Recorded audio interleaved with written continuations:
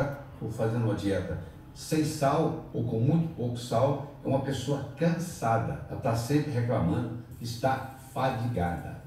Infelizmente, hoje, no fermento brasileiro, usa-se o bromo. Então, se você ingere pão todos os dias, você tem uma certa intoxicação por bromo. Então, quando eu ingiro um sal não refinado, um sal integral, isso facilita, proporciona uma melhor alcalinidade. E um jeito de você se livrar do bromo é fazer uso. Enquanto eu não repor a deficiência de magnésio, eu não curo a pressão alta. Eu vou tomar remédio o resto da vida.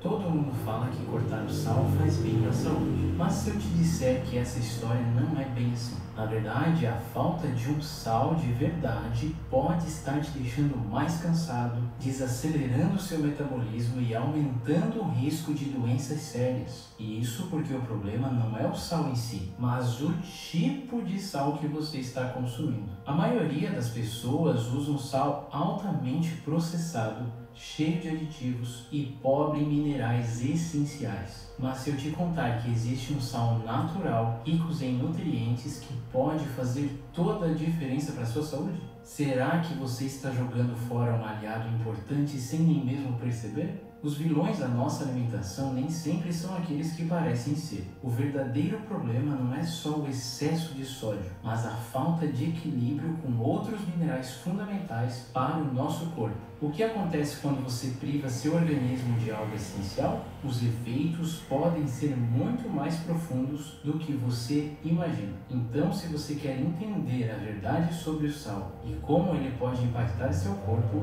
fica nesse vídeo até o final, porque aqui nós vamos reagir a um conteúdo muito excelente que o Dr. Lair Ribeiro está trazendo para nós, o grande mestre da medicina aqui no Brasil. Eu estou me referindo ao sal integral. Não é o sal que você conhece, chamado sal de cozinha, esse branquinho que você coloca na mesa.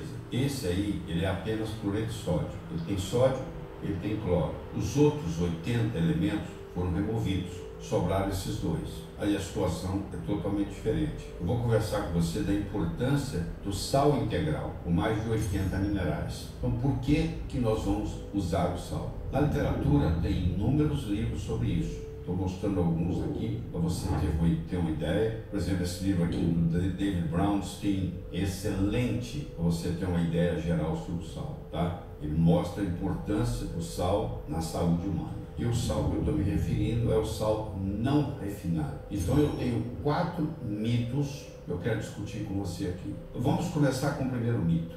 Não existe diferença entre sal refinado e sal não refinado. O sal é extraído na forma de salmoura e então tratado com substâncias químicas, ferrocianeto de sódio, citrato de amônia, silicato de alumínio e dextrose, para a remoção de minerais, que nós chamamos aqui de impurezas, por incrível que pareça, são todos minerais importantes, ficando apenas o cloreto de sódio. Então, para ficar o cloreto de sódio e eliminar todos os outros e fazer ele ficar bonitinho e branquinho, você está contaminado com ferrocianeto de sódio, com citrato de amônia, com silicilato de alumínio e com dextrose ou dextrose. Então você tem substâncias, resíduos que ficam lá. O nosso sangue tem um pH de 7,35, 7,45, vamos para uma média 7,4, que é mais ou menos também o pH intracelular, 7,35 por aí, e a gente tem que manter essa pequena alcalinidade para manter a saúde. Tudo aquilo que nos adoece também nos acidifica.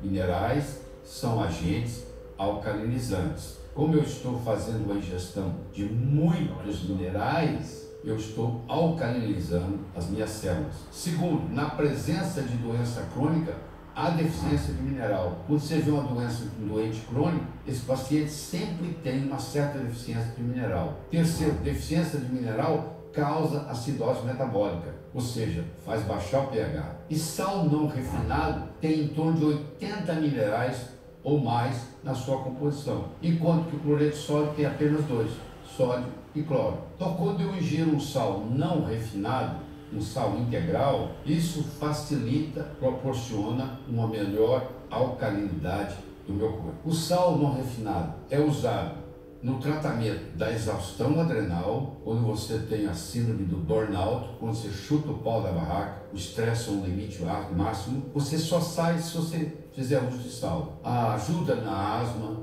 na rinite alérgica, ajuda no processo de detox, ajuda no diabetes, ajuda na fadiga e, claro, ajuda em pacientes que têm o chamado hiponatremia, onde o sódio do sangue, do plasma, está abaixo de 141 mil-equivalente por litro. Então eu tenho uma aplicação muito grande do sal não refinado.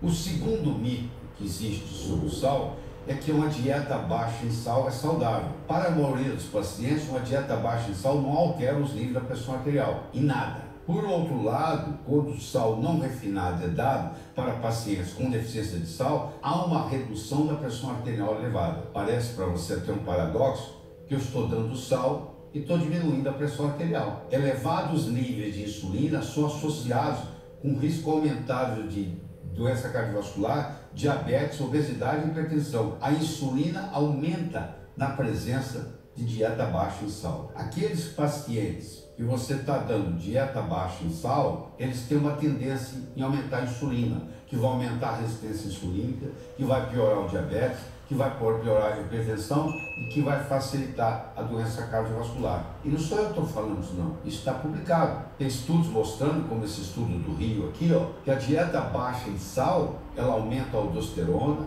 ela aumenta a renina, ela aumenta a angiotensina e ela aumenta a noradrenalina e ainda aumenta a resistência insulínica. Isso tudo que eu mostrei aqui são coisas indesejáveis causadas pela dieta baixa em sal. Então essa